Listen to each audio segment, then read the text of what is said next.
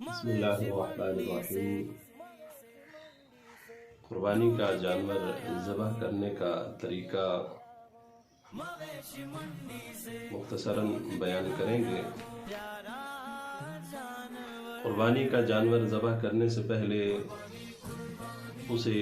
چارہ کھلائیں، پانی پلائیں، بھوکا پیاسا ذبح نہ کریں،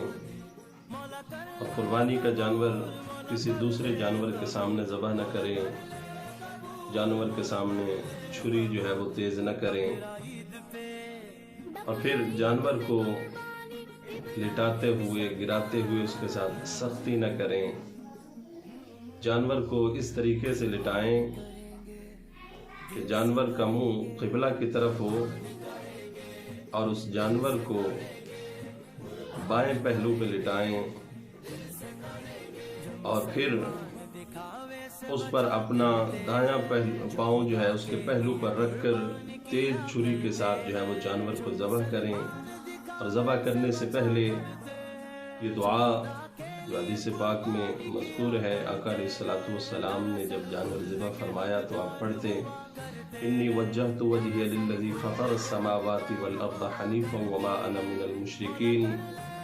ان صلاتی و نسکی و محیای و مماتی للہ رب العالمین لا شریک لہ و بذالک امرت و انا من المسلمین۔ یہاں تک پڑھیں، اور یہاں ایک بات کا خیال رہے کہ لا شریک لہ و بذالک امرت و انا من المسلمین، یہاں پر قرآن مجید میں ہے وانا اول المسلمین، کچھ لوگ یہ پڑھتے ہیں وانا اول المسلمین، میں پہلا مسلمان ہوں، حالانکہ یہ آیات حضور صلی اللہ علیہ وسلم کے بارے اور آپ نے اسی طرح پڑھا وانا اول المسلمین، لیکن جب آپ نے قربانی فرمائی اس وقت آپ نے قربانی کی دعا میں یہ پڑھا وانا من المسلمین۔ سنن ابی داؤد میں حدیث پاک اسی طرح ذکر ہے، تو یہاں پر ان لفظوں کا خیال رکھنا چاہیے، وانا اول المسلمین کی بجائے وانا من المسلمین پڑھنا ہے، اور اس کے بعد اللہم لک و منک بسم اللہ اللہ اکبر پڑھ کر جانور کو اس طرح ذبح کریں کہ چھری اس کے گلے پہ رکھ کر آگے کی طرف تیزی کے ساتھ چلائیں تاکہ جانور کو تکلیف نہ ہو، اور کم از کم جو ہے وہ 4 رگیں ہوتی ہیں، 3 کٹ جائیں تو بھی جانور حلال ہو جاتا ہے، 4 رگیں کٹ جائیں تو وہ بھی ٹھیک ہے، جانور حلال ہے، لیکن اس طرح چھری چلانا کہ جانور کی گردن ہی الگ ہو جائے یہ مکروہ عمل ہے۔ تو یہ جانور کو ذبح کرنا، اور پھر اس کے بعد یہ دعا پڑھیں، جانور کو ذبح کرنے کے بعد یہ پڑھیں اللہم تقبل منی کما تقبلت من خلیلک ابراہیم علیہ السلام و حبیبک محمد صلی اللہ علیہ وسلم۔ اور اگر کسی کی طرف سے ذبح کر رہا ہے جانور، اپنا نہیں ہے کسی کا جانور ہے، تو پھر اس دعا میں الفاظ یوں پڑھے اللہم تقبل من فلان من فلان، من کے بعد جو ہے وہ اس کا نام لے، اگر 7 افراد گائے میں شریک ہیں تو من کے بعد 7 کا نام لے، اور پھر کما تقبلت من خلیلک ابراہیم علیہ السلام و حبیبک محمد صلی اللہ علیہ وسلم یہ پڑھیں۔ تو اس کا دعا کا یہ معنی ہے کہ اے اللہ اس قربانی کو میری طرف سے یا ان جن کا نام لیا ہے ان کی طرف سے اس قربانی کو اسی طرح قبول فرما جس طرح تو نے اپنے پیارے خلیل ابراہیم علیہ السلام کی قربانی کو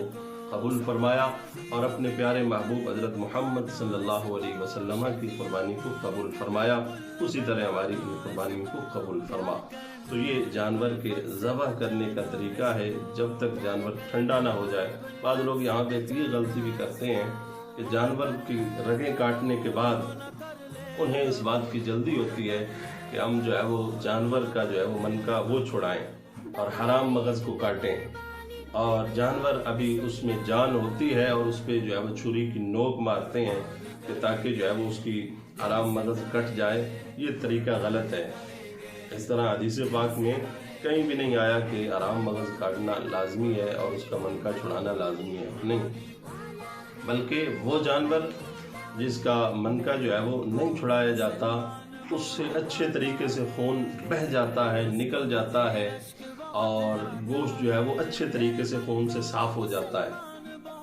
چاہیے کہ جانور کی جب روح نکل جائے اس وقت جو ہے وہ جانور پہ جو ہے منکا چھڑانا چاہیے اور حرام مغز کو کاٹنا چاہیے۔ اگر پہلے کاٹ دیا تو جانور کا اس کے دماغ کے ساتھ رابطہ ختم ہو جاتا ہے، روح جلدی نکل جاتی ہے،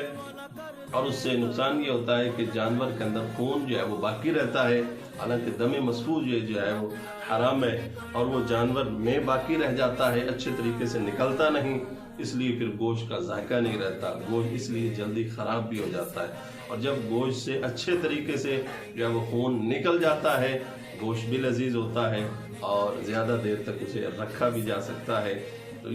اس بات کا جو ہے وہ لازمی طور پہ خیال رکھنا چاہیے۔ دعا ہے کہ اللہ رب العزت ہمیں جو ہے وہ قربانی صحیح طریقے سے